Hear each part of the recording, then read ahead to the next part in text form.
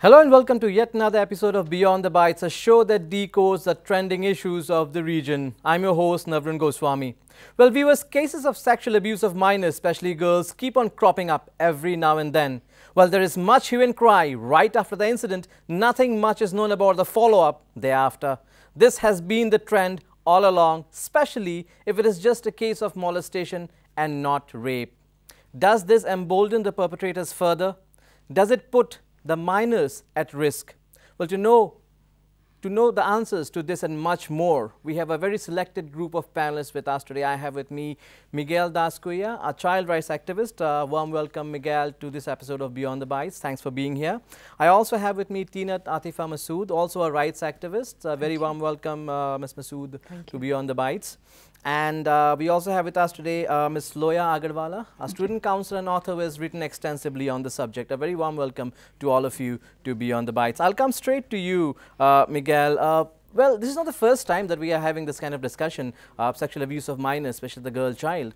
But the fact that we are being forced to have it time and again, is it because due of the lack of follow-up action thereafter? Every time there's an incident, there's a lot of hue and cry, everybody gets involved, the police, the activists, and the media, but then it's forgotten, say even within a week. If it's I hate to use this word, just a molestation, okay, but that's how it is put. It's just a molestation case and not a rape or murder. So it is just brush down the carpet in no time. Yes, see, of course, there is one aspect that the public stopped talking about it. But if you look at the institutions, I would not say that they're not working, but I think they can work more efficiently. Of course, there are a lot of, drawbacks. A lot of institutions are under-resourced. Some institutions don't have extraordinary leadership, and that's why you see that cases are not being addressed well and on time. Now, under the Protection of Children from Sexual Offences Act of 2012, convictions have to be secured, or the case has to be disposed within 1 year in a court, but that rarely happens because of course delay in investigation, delay in submission of medical records, and then the trial takes a lot of times. Most of the time, appearances from the side of the accused, they don't turn up, so cases get very delayed. I wouldn't say that it's not going. Yeah, of course it is. Cases do move on. Maybe at the public forum you don't get to hear about it, but yeah, I mean, every case is going on, taken forward by the police, by the judiciary, by the medical practitioners. It goes on. It is delayed, but cases go on in the courts. But then again, Teenat, justice delayed is again justice denied. So isn't this where the roles of the activists and everybody else comes in, to ensure that the case is followed up properly with an equal amount of zeal with which people react when it just happens? Yes, absolutely. You are right. I think I, as an activist, have failed in some parts of what you're saying, that we have not actually followed up. Sometimes I look at the news and I wonder that, what happened to this particular case? What exactly happened? But you were saying something about that, do we forget about it? I would like to relate something from my past, actually. I'd like to say something that it actually, all this trauma and things, it actually builds up for a person like me who has been victimized as a child when I was just like maybe 5 years, 6 years. I remember, and it doesn't happen with people from outside. It happens with a person right from the family itself. And I think that this is, this trauma has been with me, and this is the first time I've told Loya and Miguel that it's the first time today I'm going to be actually saying that I was molested by one of my own family members. So a girl doesn't have to go too far. She doesn't even have to step out of the house, and then she is molested. She's her space, the space that she carries with herself, her body is, it is encroached upon, and I think this has kind of traumatized me a lot, and I told Miguel and Loya that I need to take this out of my system now, because this Me Too campaign that has been happening, all over the country and across the globe, it has somehow empowered me. It has emboldened me that I need to say my story as well. Everybody has their horror stories, and I think every girl has gone through that. And I have had the most traumatic things, because I couldn't tell this to any of my family members, and my mother still doesn't know about it. My dad doesn't doesn't still know about it, because I thought it would be very embarrassing for them. And this has really stayed with me, and I think this has really traumatized me, somehow. And then maybe that is one reason why, whenever I see a little girl who is molested or raped or something, I just rush to that person. As an activist, I think you are right that I have, failed somewhere in, getting to those stories again. It's hard. It's really hard, isn't it? It is. Innumerable victims living with such trauma, and as a society, as a system, are we even doing justice to them in any way? Since time immemorial, there has been cases. There always will be. With Tina saying what she said, I think she's, first of all, incredibly brave to share this story on this platform. Absolutely. I highly commend you for this, Little Tina. doubt I know about how that, hard yeah. it is for her to do this. But what she needs to understand is, by her open admission of this, what she's done is she's opened the doors for many homes, for children, young girls especially, to talk about this on an open forum and come out and speak to their parents and say, if someone like Tina can say this like this, maybe that they should also come forward, because this is the only way that we can slowly get over this issue of sexual abuse of the girl child. We may not be able to completely eliminate it from our society, but we can reduce its occurrence. And it starts by exactly what she's done, by speaking about it, opening the doors, and letting parents open up communication pathways with their children. But again, Miguel, isn't it about everybody trying to hush up things the moment anything like this happens, instead of taking the bull by the horns? As a society, it's a taboo to discuss this, and you just want to just forgive and forget. That's what is usually told to the victim, especially minors. Maybe not somebody who's beyond the age of 18, but especially minors, it is told just forget about it. Yeah, see, the idea of forgetting, like, I would commend Tina for coming out and speaking about her own experiences of abuse as a child. And the reason, if I even asked Tina that, why didn't you talk about it earlier? Because the perpetrator is your uncle. And most often, like Center for Child and the Law, that's the only study that is available on sexual abuse of children in Assam. 78% of the perpetrators happen to be people you know. And out of that, uncles, teachers, your own people. Nowadays, Kokrajhar recently, grandfathers are raping, minors. So one is the concept of shame attached to is one that, because we have, we have this idea of shame around a girl child, right? So honor has to be preserved by only the girl child.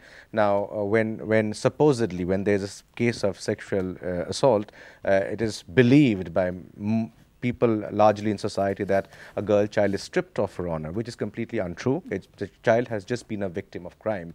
And then, then the social web, like I was talking to Tina before this, like she would not talk about her uncle because he's related to someone else, and there is this entire, we live in this entire social web of social relations that actually, inhibit children from owning their own, experiences of abuse as children. So I think as a society we need to go into reflection. Because of this entire honor discourse connected one to women's and also men, actually, it actually inhibits children from reporting. And since the perpetrator is known to you, and punishment to sexual offense is harsh, right? So what happens is most families say, no, don't report it because it's your uncle, it's your grandfather. He'll go to the jail. It'll bring shame to the family. Your entire, our entire social web will be destroyed. So I think that deters, a lot of families, even mothers who want to report about sexual offense cannot report sexual offense. So I think it's a very complex issue. And also, by and large, is the society still guilty of seeing the victim as the criminal, Absolutely. I will tell you. Is the trend changing, or is it still widely prevalent? See, when I remember as a little girl, I was, plump and, pink, and so everybody wanted to come and somehow come and, encroach into my space and touch me, and which was actually very difficult for me to tell them, don't touch me. But I remember people cuddling me and pinching me and doing things like that. But then when you were saying, what was the question that you had asked me? Basically, is the society still guilty of pointing fingers at the victim? Exactly. You know what? And then my mother used to cover me up, and she knew that these people, used to come and touch me and all that. So even when I remember at 11 years old, I was asked to wear a salwar or a churidar kameez because she had to hide my legs, and so that my thighs and all would not show. I was not allowed to wear skirts. I was not allowed to wear a sleeveless dress because somehow she felt that the more I expose as a little girl, I was not allowed to wear shorts at all. I've still not worn a pair of shorts any day. I've not worn a pair of short skirts or anything like that. As a little girl, I was always covered up. So I felt that somehow I was to be blamed. I was to be blamed for my own molestation or whatever humiliation I had to face because of my uncle or my cousins coming and touching me. I was to be blamed because I had a skin which they wanted to come and touch. I had that complexion, or I was looking that good that they wanted to come and touch and actually encroach that my pure space that I call myself always. So I think yes, I am to be blamed all the time. And this blame thing, Nabaran, what has happened is that it is carried out over the years. I have noticed that when I walk on the road and there's a man who comes and pushes me or something, my husband would say, you have not walked properly. Now that is something. And then I have all these years I've said, yes, maybe I actually didn't walk properly, Maybe I actually, I really went and hit the man. So he told me that you actually went and hit the man yourself. I mean, how could I go and hit a man where I don't even know this man? And what reason would I have to go and hit a man? Oh, there's another way of saying it that, you should be in your limits. I should be careful when I'm on a footpath. This is how the world is, so you better take care. No, it's which is again curtailing your freedom, your rights. Exactly. In a way. Exactly. So when I'm walking on a footpath, I'm supposed to get off. The man is supposed to walk past. So that is what I'm supposed to do. Why? That's my question. Why? Why can't the man give way? My husband says that he has never inadvertently hit another woman while he's walking on the road. He's extra careful. So why can't another man do the same thing? Loya, yes. As somebody who has written on this subject, how do you teach your kids about a good touch or a bad touch, if there is anything like that? If there are terms like that, yes. And how do you make them aware, or do you ask people not to touch your kids? I mean, that's not the solution. I mean, it could be just pure love, affection. Right. I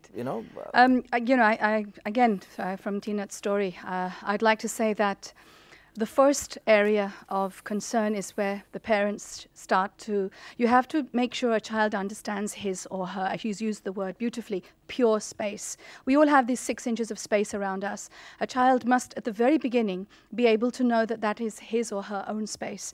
And nobody is allowed really to encroach that space, as she said. So therefore, there are 3 aspects to sexual abuse. The first is the ability to recognize what is a good touch or a bad touch, a good secret or a bad secret.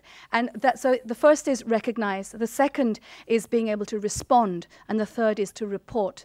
So all parents must teach their children these 3 aspects. When you can recognize that this is something that you feel uncomfortable with, when you are strong enough to be able to go ahead and tell someone that, hang on, don't touch me. This is my space, I will go and tell. Remember, a perpetrator's greatest fear is that somebody else is going to tell on them. So the second step is to respond, don't touch me. The third is to go and report. Immediately tell an authority figure, be it a parent or a teacher. And if every child can be told these 3 things from an early age, maybe... How challenging is it? How challenging is it to make the kids understand? It's not difficult if you can make it, you can start it as a normal way of life from a very young age. It starts right from birth, I would say. Because we've had sexual abuse cases from a very young children, from almost 7 to 8 months, it has started. So yes, it is incredibly worrying, and this is why we've had to have this program again, because parents aren't seem to be listening to us, or the society at large. It's a big worry. Yeah, can I just Yeah. add one small thing to lawyer? She had said about reporting, but if you remember, Noborun, this case which had happened in Bordua, the Botadroba case, where this little girl, as she was being raped by one of the persons who know her and her two classmates, she said, now that you have done this to me, I'm going to go and report to my uncle, to my dada. And immediately the boy got a hold of a knife, cut her genitals apart, and then burnt her up. So, I mean, that reporting part has also now become a very scary thing, I think, when you... Maybe she shouldn't have admitted it, you know, at the Yes, time. It she was not a shouldn't have done it at that point of tactile, time, maybe. tactful thing Yes, to do. yes. So those are the challenges. I mean, it has come to that you have to, you know, make your children real witty. You are in a way killing the innocence. Yes. If you know, you look at it in another way. Again, Miguel, coming back to the cases, the incidents. Do you think usually perpetrators feel that they can get away with you know, molestation or eve teasing or things like that, and you know, that's not a problem at all as far as law is concerned? Is that a common perception among people? Absolutely. See, what happens is, if you look at the context currently, and the context, if you look at gender, if you look at society, there is a lot of disparity, one. And owing to this disparity, it gets in a lot of instability as well. So if you look at child sexual abuse cases, for example, if you look at conviction rates in the state, it is very low. I mean, like I say, Center for Child and the Law, they did a study of 172 cases, and out of that, only 24% ended in convictions. That means 132 people went scot-free. Secondly, when convictions are not in time, like I said, you know, under the POCSO Act, a case has to be disposed within 1 year. Evidence has to be recorded within 30 days. But none of this is followed. So what happens is, this gives in a level of impunity. And secondly, we have to see in our society, we always treat children as objects of control, you know, not to be taken seriously. The extensions of household, they do not have their own, you know, agency. And that is the concept that we have because of the dependency factor. They are small, so we believe they're unintelligent, you know. So which leads to this, gives rise to this level of impunity, because if I abuse a child who is, of course, by age, by stage of cognitive development, is of course considered lower than you, right? So when there's this power disparity, what happens? It perpetuates abuse, and that's why you see that, you know, people, and especially known people, relatives mostly, you know, they take advantage of the situation. No convictions, they are objects of control. You know, police is not going to arrest. No one's going to believe these children because no one does. And even if he reports, his mother would say, no, he's your uncle. How can he do something like this? So this and the gender context, like if a girl child, especially if the girl child is assaulted, the first worry the mother or the family has is who will marry this child. You know, so there are these complexities that kind of, you know, give rise to this level of impunity that we see today, that no one cares. I mean, and then if you are someone powerful, I mean, I know, for example, this professor recently, you know, just 2 years back, he had sexually assaulted his child laborer. This was a girl child.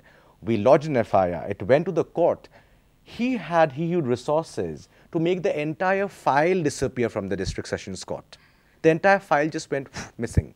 So when we followed up, of course, the district sessions judge ordered for the reconstruction of a case, and the case has been reconstructed. But look at the level of impunity this guy had, because he was a professor. Of course, crucial evidence must have been lost during that time, and these are very these allegations. These are serious allegations. If found true, they're really serious in nature. We'll have to take a very short break on this note. Don't go anywhere.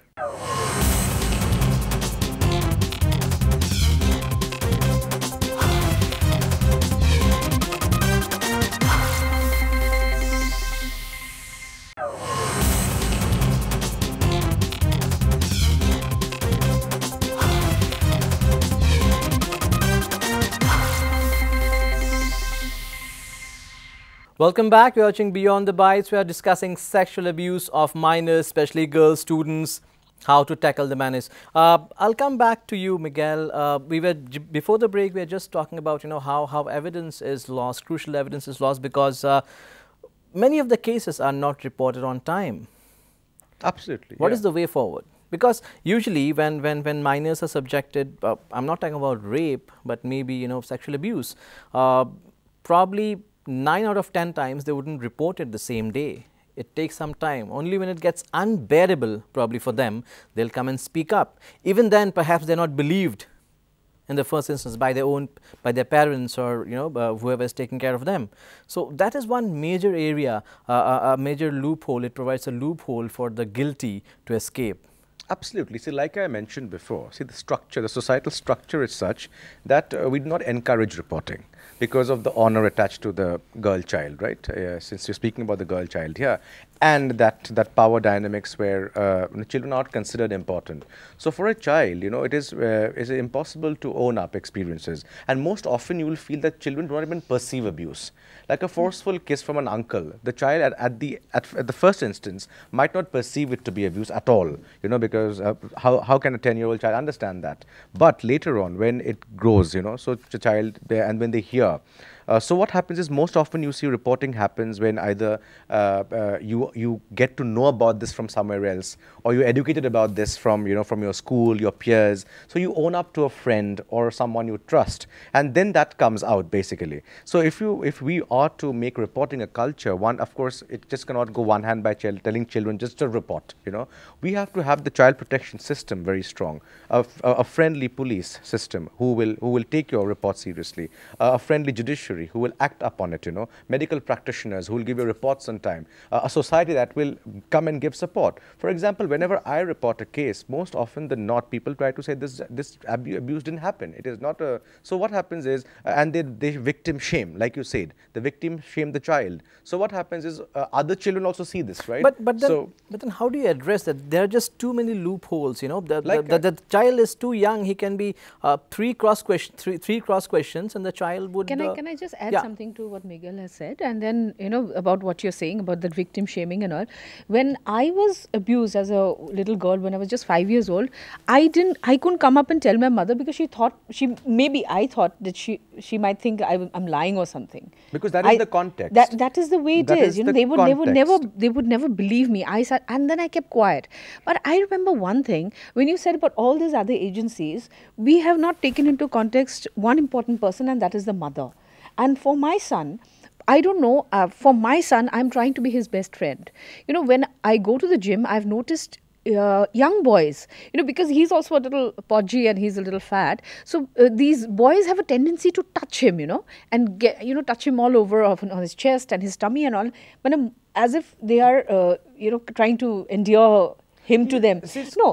And then what I have done with Tyrus is that I've told him, I said, do you like the touch? This is something very a very brazen and very bold kind of dialogue that I have with him.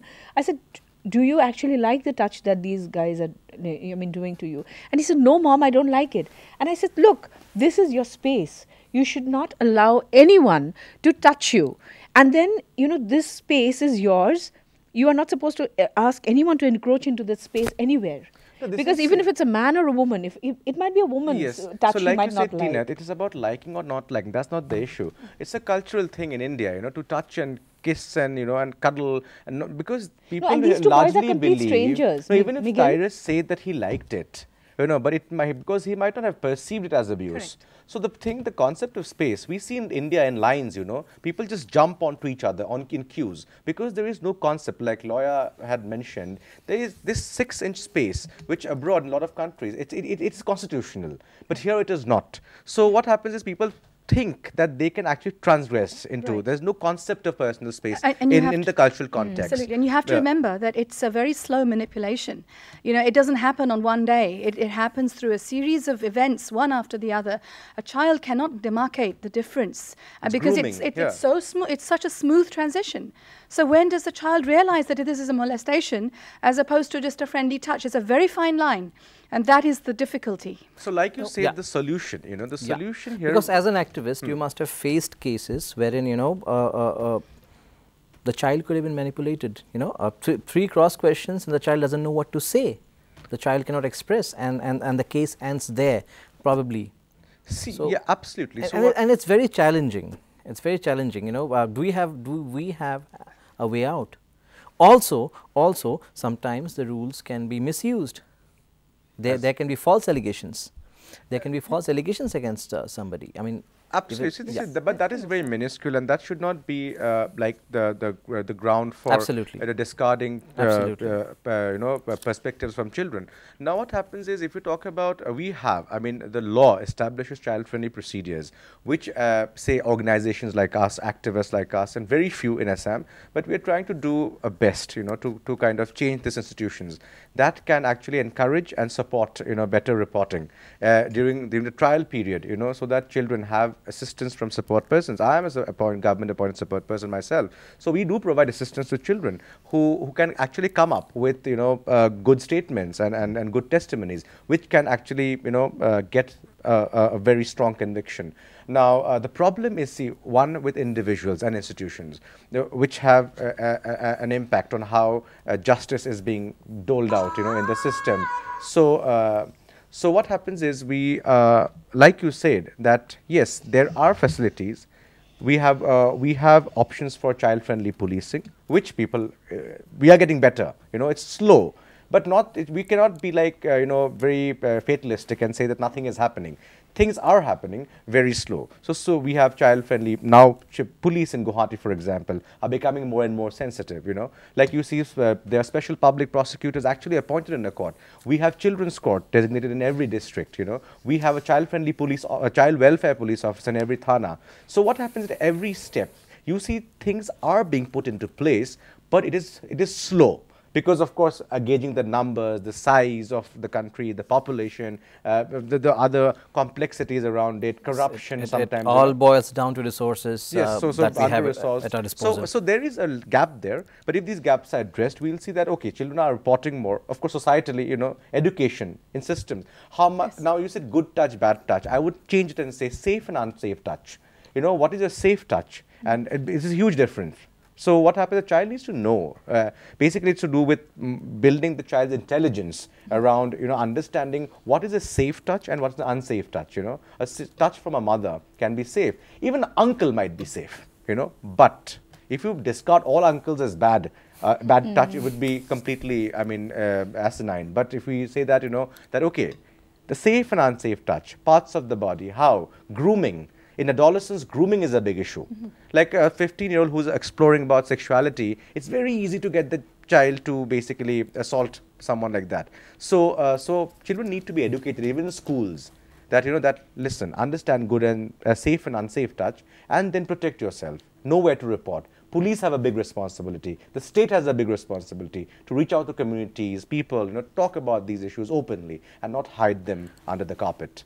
Ms. Agarwal, probably one solution to these things can be, society as, at large, people start respecting the rights of a child. That could be a child as young as 1 year, 1.5 year old, he doesn't, he's not comfortable with me. I should leave him, give him his space, give him time to get comfortable with me, maybe, that we do, As adults, we feel, it's our right to cuddle the, kid, there's nothing wrong with it. And sometimes we force, even when the child might be sobbing, literally, still will force, the child to be with us. So that could be one basic change that we can start, Also, let's respect the rights of the child. Yes. Let's give him some time, or her some time, give it some time. If a child is showing that he or she does not enjoy the company of someone, let's respect that. Let's step away. The onus comes onto the parents, and I've stated this all along. When your child is, everybody has that sense of shame. Every child, a newborn even, has a sense of self-respect, and we need to respect that dignity of a child. And if a child doesn't want to be kissed by someone, then so be it. Just tell the person that, she's not happy, she doesn't want to do that, especially when it's encroaching their personal space. So, I'm counseling cases where I've seen children sleeping with their parents when they're already in class 10 or 11 and beyond.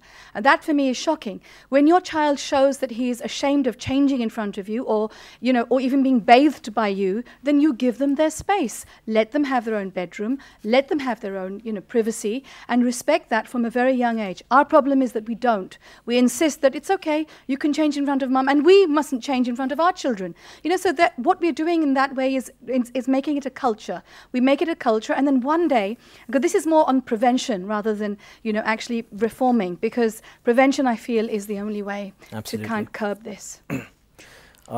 Tina, since you spoke out, when that happened to you, you know, what was going through your mind and what stopped you for so long, you know, from uttering a word about it? Because thousands and lakhs of children must be going through the same feelings and emotions and trauma. Noburun, I think I was scared. I was scared because I understood we were in a family, in a joint family where my grandmother was there. She was heading the whole family, and then, you know, all the uncles and all. I knew that if I had to speak out, my uncle would either be, you know, he would probably be getting some sort of punishment from the family, and maybe that stopped me because I'm a very soft-hearted person. Maybe that was another reason why I actually stopped myself from speaking out. But here, Nabrun, I'd like to add something. When I was 11 years old, I had my menstruation, my first menstruation, and my mother told me something very important which came to my mind when both Loya and Miguel were speaking. I remember she said, "Now you have become a big girl. Do not allow any man to come and touch you." So my question here now is that, did she even know, or maybe did she know that I was being touched by my cousins, my uncles, and I was facing that discomfort?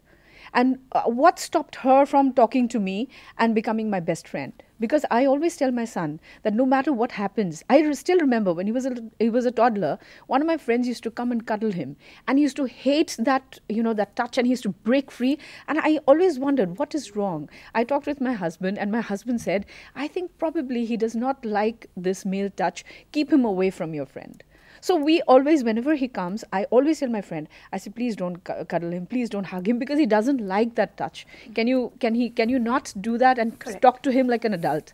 So I think my boy has actually, you know, kind of understood that his mother isn't on his side. And regarding that sleeping thing, I'm still trying to talk him into going into a separate room, but he is like a person who loves to cling to his mother at night, and I think he'll take some time for that. Oh, that's an attachment we see. Yes. Because we as Indians, we also want to hold on to our kids throughout our lives. That's another problem. Problem or not, but that's our nature, and probably that does not allow them to grow as complete individuals sometimes, you know, who can you know, use their discretion and authority to take decisions, because we are always around. So that is we actually do not sometimes give them the space to grow. That could be another problem if it is being seen as a problem. Now, Miguel, coming to the role of institutions. Very recently, there was a case where students of a reputed school in the city, they were molested by a bus conductor. Of course, that was not a school bus, as in the bus was not from the school, but a private bus they were. But can the institute shrug off responsibility just because it was not an officially, you know, the school bus, you know?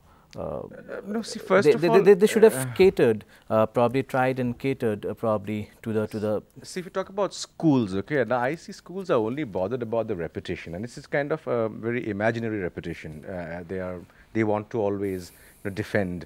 So if there is a sexual assault, even inside a school, you will always see schools going into defensive and not accepting very respectfully that, yeah, sexual offense can happen anywhere.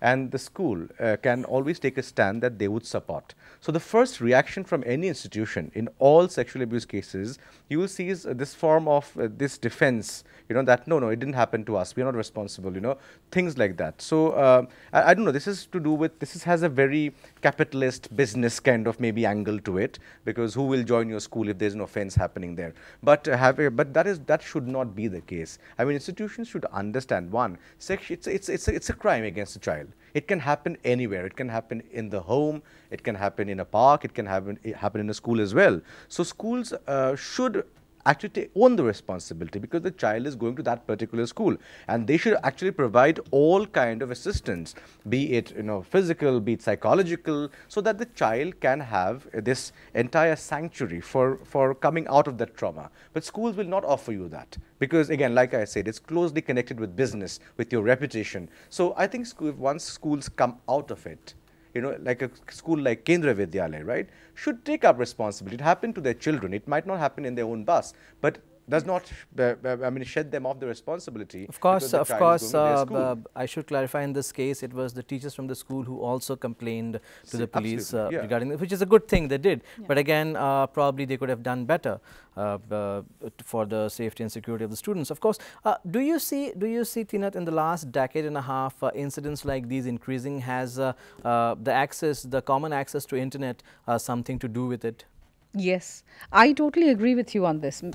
Just a little while ago, I was talking to a friend of mine, Dr. Todi, who used to be the Advocate General of Meghalaya, and he was of the same opinion. I said that I'm coming for your program, and he said that the material which is available on the internet on certain things. In fact, my son went through the same problem. When he was just 9 years old, I checked on his father's phone, which he uses when we keep, when we are away, and then I noticed that there were around 51 videos which was not supposed to be seen by him.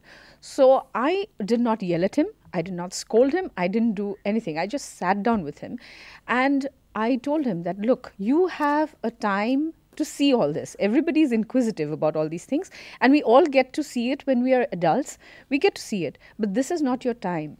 Who has asked you to see this? Is this one of your friends, your cousin or someone? And he said, no. Actually, what happened is, when I was checking some other video, these popped up.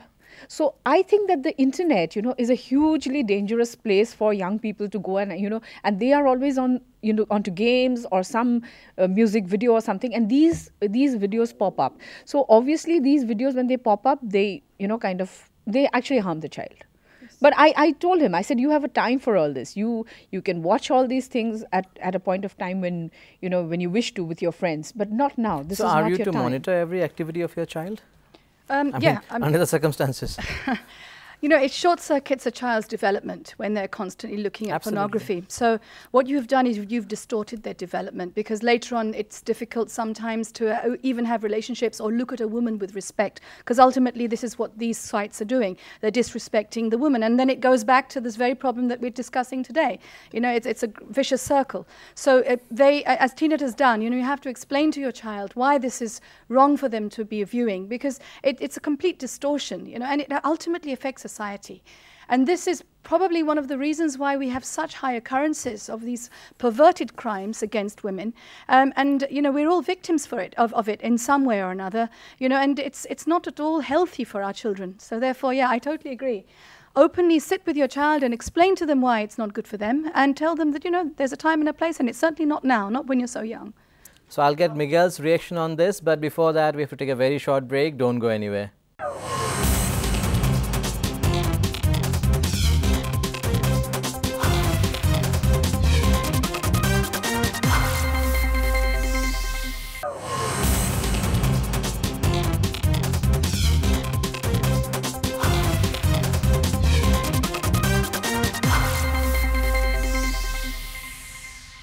Welcome back. You're watching Beyond the Bites. We are discussing sexual abuse of minors. Miguel, before going to the break, Ms. Loya Agarwala here was saying that monitoring is probably a constant part of it.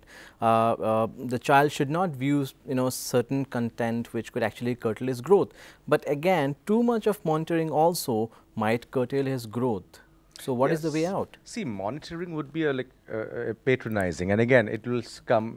Anything that is patronizing is it reinforces, a kind of abuse and exploitation, and a power gap as well. So I think having conversations with your kids, dialogues, like Teenat said, being friends with your child, it's okay. Because nowadays, internet opens up the globe for you, and children have right to access to information, by the way. So you cannot stop them from having access to information. Right. However, you can, like I said, like the safe touch and the unsafe touch. So what is safe content at that age and what is unsafe for you can be actually communicated to children through dialogue. In schools. Schools also play a big role because teachers are someone the child always looks up to more than his or her parents maybe, you know. So schools can play a big role. Faith-based leaders, churches, temples, mosques can play a big role in having these conversations with children. Parents, of course, can have presumably, I think now new age parents have to have conversations amongst with themselves first. They have to reflect a lot because some parents have ideologies that it's okay for my child to have a smartphone when he's 11-year-old, which is completely absurd because a child at 10, 8, 9, 10 does not need an Apple iPhone. You know, he can, for safety and security, he can probably have one of those regular phones. He can have a computer which has safety features installed into it. Yep. So there can be ways where you can actually navigate to ensure that your child is protected and not to have this, you know, this power role where do this, don't do this. It does not work. And in adolescents, especially if you tell them not to do something, they'll do exactly that. So it's not a right approach. Maybe having conversation, being friends with your children, understanding their aspirations, because you know in homes I have seen where there's so much violence and then they're telling the child, do not go and hit your classmate. I mean, that kind of communication does not work. So even visual communication, how you are acting in front of your children, your conversation with your spouse, your relatives at home, these play a big role in ensuring that the child is safe at the end of it. And in an age where internet can just kind of boom open a box which can lead to a lot of destruction and can destroy childhoods as well. Lead from the front, as they say. Ms. Agarwala, again, a decade and a half ago, probably in schools, none of the teachers would talk about subjects like sexual abuse. Do you think that is changing, or is it just, you know, what we call tokenism, you know, that the school is trying to make changes? Things are still the same. It's still a taboo to talk about sexual abuse and subjects like these? No, I think that schools are beginning to wake up to the reality of these evils in our society. And I think many schools, well, some of the schools that I'm associated with have made an effort to start to talk about this on an open forum with young children, which is very important, that, you know, you address these issues with children as young as class 2 and onwards. And of course, it has to be age appropriate, and that's very important, because it shouldn't be something that's you know, suddenly glaring with bright lights. It should be something that's slipped into the curriculum and taken as part of growing up. When I was growing up, we had special education where we talked about puberty and sexual abuse. So it can be surely be made as a special class and not hyped up in any way, but just said that, you know, this is a part of growing up and these are certain things you need to be careful about, because we have to admit that this is now a part of our society, unfortunately. And fortunately, because we need to now open up our eyes and start to address these issues more openly. But do schools even have time for this? I don't think so. They don't even have time to address punishment in the class, corporal punishment. I think Miguel knows that better. But I don't think they have time, because I remember, just like Loya is saying, I was studying in Loreto. We had ample talk about puberty, about all these things that an adult needs to know. And we were just so young at that point of time. I remember I was 14 years and we still had those classes till up to class 10. And that made us better persons, you know, to try and understand the relationship between a man and a woman. I think that really, you know, kind of, yes. No, Loya, that yes. really kind of gave us that, it empowered us to yes. understand. Why but not now, include it as moral science? Yes, why not put it in there as well? It could fit in there. They do have moral science now, but then what I'm trying to say is that about what we are talking about right now, about respecting a little girl or respecting a woman and all that, I keep telling my child, you know, I keep telling romantic things about young girls and how to respect them. You know, so my son is growing up to be somebody, I'm sure he's going to grow up. I mean, I only have time to say all these things, but I'm looking at a person who is going to really respect persons. And how that comes about is only when a mother talks, because she understands, because she's a woman, she understands how she wants to be treated. So she has to show her son. But it also depends on how the father treats the mother. That is through example. So yes. if your husband is treating you with respect, that indirectly is giving a message to yes. him to treat I think we do that at home, you know. Do you also think schools are more comfortable talking about the subject when it's a girls-only school or a boys-only school, that makes the school's job easier? If it's a co-ed, the teachers are a bit reluctant. Do you see that happening? And I'll also take Miguel's reaction on that. Yeah. I'm not aware about how that's happening in the schools. I've done it separately. I've done it with boys first and girls, and then we have a combined class together where they're open to question each other, and because by that time they're already sensitized about it, and then they're on classes together. So I know I just like to ask her a question. Like, what are the reactions when you have a class like this of a co-ed? Very, very embarrassed. Very embarrassed? When they're together, Yes. if they've already been sensitized beforehand, it's not so bad. But initially, they're incredibly embarrassed about talking about these issues. And they won't even look at me when I'm talking about private parts or sexual abuse. It's such a steeped culture that we have. Our parents are not addressing these issues at all. They're leaving it to the schools. So you were trained for the job, you know, Right. you were trained for the job. For a teacher who's not trained, you know, can he or she handle it? This Difficult. It could be difficult, coming I back think. to that, you know, the Yeah. thing is training of teachers. It should be a part of TOT curriculums, first of all. And, you know, in India is one of the most populated countries in the world. And when we hear the word sex, we go like, oh my God, I mean, what is that? We hide our heads, we look out of the window. So these are things that actually, you know, create a lot of, it limits the atmosphere for children to actually understand. You know, understand your body parts. So it is not a curiosity for you. You don't have to go to an internet to understand what is a private part. You know, what is a penis or a vagina. You don't have to go to online and understand. You know it from childhood, age appropriately. You have had it in your education system. So what happens is, in a context where, you know, the gender-based violence is so huge, owing to that structural, you know, disparity of genders, you will have more violence if you do not communicate sex education, do not communicate body parts, you know, understanding other genders apart from your own. You know, if this is not communicated age appropriately right from childhood, it cannot change. It cannot change. So teachers have a lot of responsibility there. And for teachers, like I said before, have a TOT curriculum. The state comes there because we are a welfare state. We should look. Now we are talking about private schools hanging their heads in shame. But look at those lakhs and lakhs of children who go into the public school system. You know, for them it's something which is unheard of, Absolutely. owing to the cultural, the social, religious context, which is so limiting. The more limiting it is, the more dangerous it becomes for the child. So let teachers speak about it openly. It's nothing to, it should not be a thing of shy. Sex education, I mean, even private schools don't have it. Forget about the public schools. We still have a long way to go. We still have a long way to go. We can say things, you know, we can say a lot of good things, but we still have a long, long way to go. Absolutely. And I think the parent, the mother and the father has a big role to play, like Loya has said. What I did a very interesting thing. I was just after my birth, and you know, Tyrus, my son, started developing things very fast. He asked me what is sex at somewhere around 5 when he was 5 years old, and it was a tough thing for me to explain.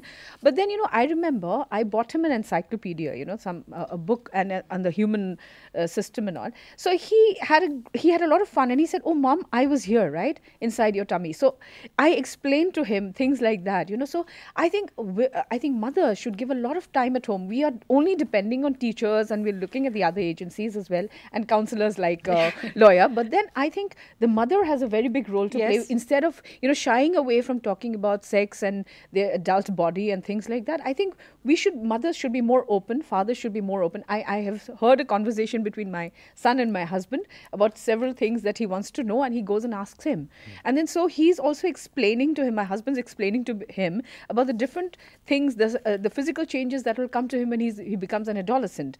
So he's already talking about things like that. So it's important for us to also, you know, Yes. take the mantle. But I'd also like to mention here that children growing up in rural areas are actually more open to the idea of sexuality because they see it around them all the time, you know, in forms of animals. I remember when my children were young, you know, we lived on a tea estate, so we had a lot of cows and animals. So it was so easy for me to explain the concept of sex and how children are born because they were seeing the cows, they were seeing the dogs, and they were seeing all the animals. So, you know, use easy concepts that don't stigmatize this topic, you know, that don't make it seem like a seedy topic that we shouldn't discuss. Absolutely. It should be openly discussed on every level. It should look like a Schools, natural homes, process, which it societies. is, you know, Absolutely. part of life, Yes. very Yes, integral part yes, of life. If we are successful in doing that, half the job is done. In terms of awareness across the city, across the country, across the region, you know, banners, signboards, you know, standees, are the authorities doing enough? Are the agencies doing enough? Are the activists doing enough? You know, being in their, you know, whatever little resources and limits they have, is enough being done? No, I don't think enough is being done. When you put up a Beti Bachao, Beti Padhao ad, and then you go and garland the rapists, or you go and stand in solidarity with the rapists, so there, I don't think much has been done. You know, that way, you know, what happens is that you lose you lose respect and you lose that kind of vision that we are actually looking at. Beti bachao, beti padhao, but then at the same time what I'm trying to say here is Yes. not specific individual cases, but say for instance a subject like HIV, you have banners and posters everywhere, but not so much in these kind of cases. Should that be the way forward? Yes, maybe I would like to add here, because there's a the component. Basically, if you look at the budgeting, if you look at child budgeting in the country, if you look at the budget that is spent on child protection, I'm leaving out survival, development, participation, because child sexual abuse is a protection issue. So if you look at the protection, the expenditure is very minimal. So what happens is, I think it's around 3% of the total budget. In Assam, much lesser. So what happens is, if there is an increase in child protection budget, you can see more people talking about it. And generally when you see issues, you see it is very closely to the politics of the state or the nation, because children here do not vote, right? So what happens is, their concerns come the least. So largely the adult, the youth, the middle class that votes, that can create that change, you see those issues being addressed more often than children who don't even matter, because they don't constitute a vote bank, right? So their protection concerns comes the last. But now, because of a little bit of activism, little bit of abuse, the media presence being very strong, we are coming out to talk about these issues. So then what happens if the media also plays a huge part in child sexual abuse case? Definitely. How would we have known about the Batasdrava child rape case had the media not gotten it out? So what happens is, media played a huge role for the state to respond. So I think it's changing. It is not all that nice, gloomy and yes. but it is changing. Yes. Now it's becoming better. Well, of course, hope it's getting better, but we still have a long way to go, and we are running out of time. Miguel, last words from you. What should be the way forward going ahead to improve things, and we need to improve them in good time? Absolutely. See, like there are two ways to it. One is prevention, like even Ms. Loya Agarwala, Artina had mentioned, and the other is response. So for prevention, like we say, parents, societies, Yes, communes, yes. groups, faith-based institutions, schools, all of them, state should come together to make demystify child sexual abuse and help children, prevent them at home, in communities, and the state can play a big role by doing campaigns around this issue, letting people be more aware, letting children becoming more aware so that they can protect themselves. On the response side, I think the child protection institutions, like at the police level, at the district child protection offices, the child line services, the child welfare committees, should be more resourced, so that they can play a very effective part in providing the necessary support that a child needs post-abuse. So if these two are taken into, if they are strengthened, then we can see reduction. Just sorry to interrupt you, there are companies coming forward as part of their CSR responsibilities to help out activists like you in carrying out the job. I mean, a lot of companies get involved in a lot of CSR activities. Have you seen this trend in the region, and what is the percentage like, if any? So like I said, it depends on, like it's all related to the vote bank at the end of it. Even if you see companies, if I go and talk to a company that I want to do a child sexual abuse campaign, no, we are interested in child education. So which is more, education is a thing which connects to the larger politics of the state, and so it is considered important. If I say that I want to build bathrooms, I'll have a lot of sponsorships, right? So, but if I talk about, say, child labor, or talk about child sexual abuse, corporal punishment, no one's interested in funding, and plus the crime aspect of it. So there is a criminal aspect to it as well. So a lot of companies don't want to get into it. For example, if you support an activist like me, who's like filing 10K FIRs against some sexual offender every second day, and then going to courts and taking on people, powerful people. So what happens is, then the companies who have, corporate interests will not be interested in investing. Absolutely.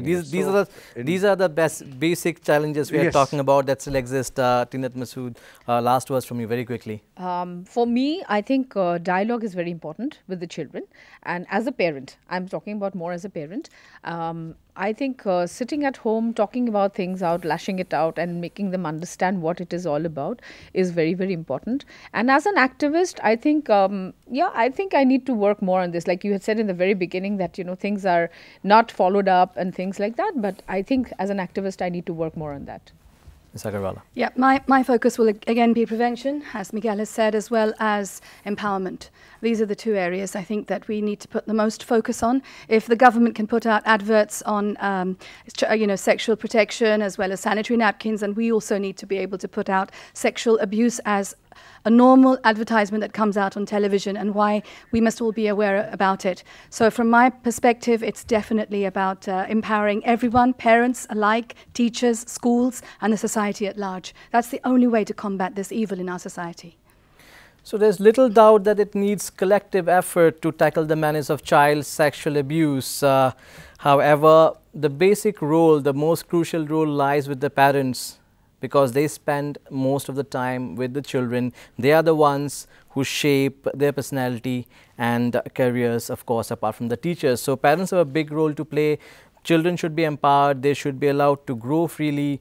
The parents should give them the freedom to speak out. Probably that will go a long way in tackling this menace. On this note, we take your leave today. Do join us for another episode of Beyond the Bites at the same time next week. Till then, stay safe, stay well.